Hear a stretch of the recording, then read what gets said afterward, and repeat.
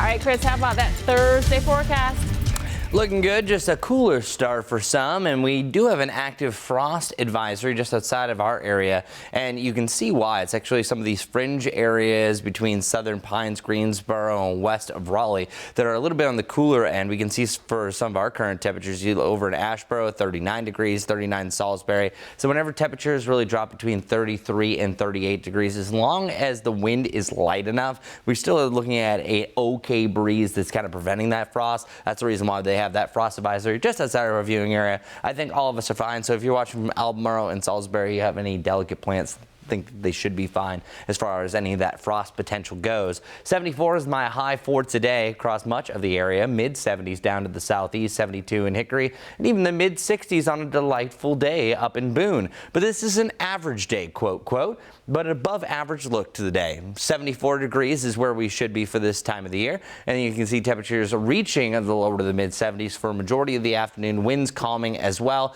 I just think that we have more clouds by the end of the day, unlike yesterday, which is a wall-to-wall sunshine scenario. Look where we've been over the last 5 days for our lows. 35 degrees, if you remember that.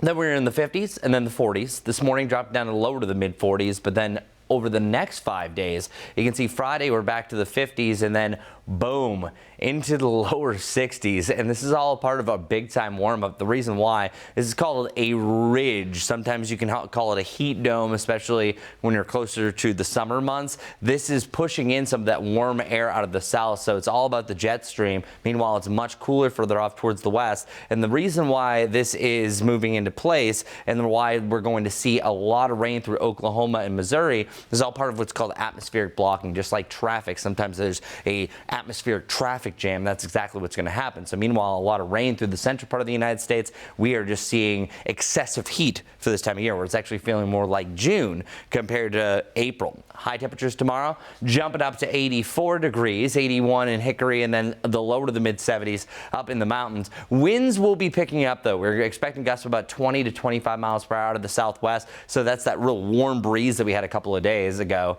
Our Easter weekend forecast looking good. I think you have a partly cloudy to a partly sunny sky on Saturday. All in all, it's not as pretty of a looking day on Sunday. You have mostly cloudy skies. Great for Easter pictures, so that's good news. And then actually, these are close to a record. I don't think we're going to break a record this weekend. 87, 2 degrees off the record set back in 2002. And then 91 degrees is the record for that day in climatology, not for Easter precisely. And our Easter Sunday, for a little bit more specificity, you have Easter egg hunts really ranging in the mid to the upper 60s to around 70 degrees if you're doing in the middle of the morning.